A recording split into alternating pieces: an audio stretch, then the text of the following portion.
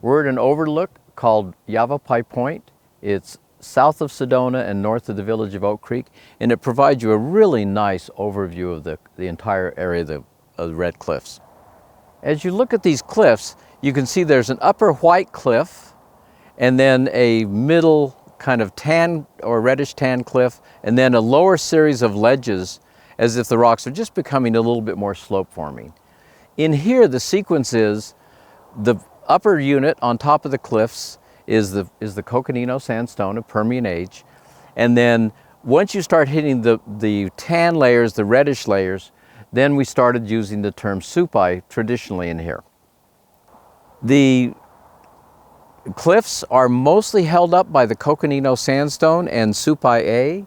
The city of Sedona is actually in around supai B. It's a lot of slope forming stuff, so as you drive through Sedona, you see lots of red road cuts, and that's all the middle part of the supai in here. You don't see it in here very well, but on top of these cliffs in the background, there are some basalts, some tertiary basalts. And so that's kind of the sequence in here, tertiary basalts.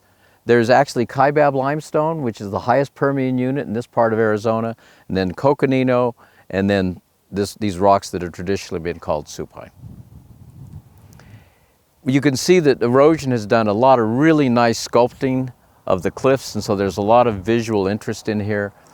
To some extent, cliffs, if they don't have joints, tend to be kind of boring, but the fractures in the rocks, the joints, give you little notches and little places where the cliff sticks out more, or it has little recesses. So joints are always a really important part of any landscape. It adds a lot of texture to the cliffs especially.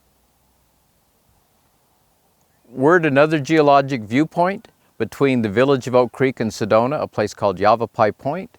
And the feature here is this cliff face behind us, which has a really cool relationship, so cool you might call it Coolosaurus. And what you can see is the very top of the hill is Coconino sandstone, and below that are the red rocks of the supai group. And in the middle of the cliff is a really obvious white layer of rocks. The setup for this is in the Grand Canyon, you have the supai, and then you have the hermit, and then the Coconino is on top of the hermit in a very sharp contact. In here, the bottom of the Coconino is not a sharp contact, and what you can see is that first little thick layer of sandstone in there is the first layer of Coconino that got deposited in here, and then the environment went back to the red rocks, and then eventually another one of those layers of Coconino, and then it went back to red rocks for a little bit, and then finally the Coconino came over the top. Remember that the Coconino is an Aeolian sandstone, so those are basically sand dunes blowing in across a nearly sea level mudflat, or sand in some places. And so in here, it's very clear that those two units are like this, the Coconino and the supai. And so it's a case where these rocks have got to be younger, the red rocks have got to be younger than what you see in the Grand Canyon, because there it's a sharp contact, here it's a gradational contact.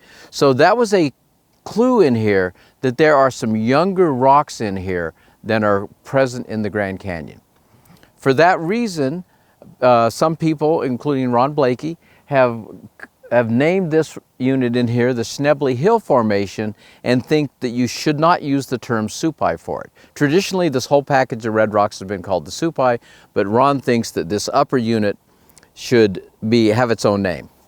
And one debate is whether the Schnebly Hill should just be another formation in the supai, or whether it's something different, and we'll talk about that a little bit later.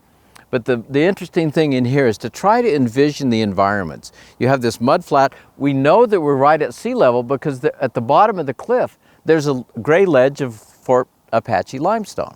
So we know we're at sea level. That's a marine rock.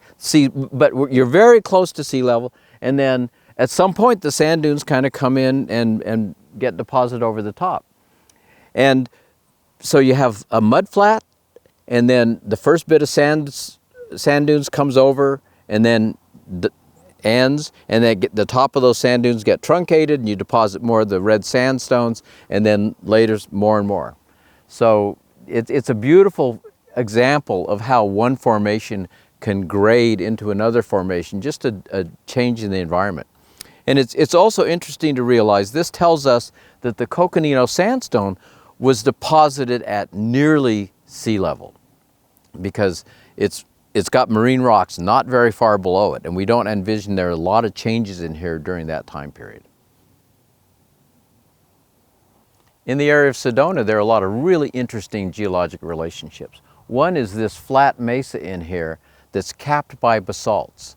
And what you can see is in the distance, you have the full sequence of Paleozoic rocks. You have the Supai, you have the Coconino, you have the Kaibab, and then in the distance there are some little basalts as well. But in the foreground, you can see that the basalts sit down on the Supai. Not only that, you're missing the upper cliffs in the Supai. So the implication in here is that when that basalt was erupted on the surface, you had already eroded off the upper Paleozoic rocks. So when that basalt was erupted, the Mogollon Rim had to already be here, because the Paleozoic rocks are gone here, but they're still there. And so you can, in here, using the ages of the basalts and some gravels, you can kind of map the sequence of the evolution and the erosion back of the Mogollon Rim with time.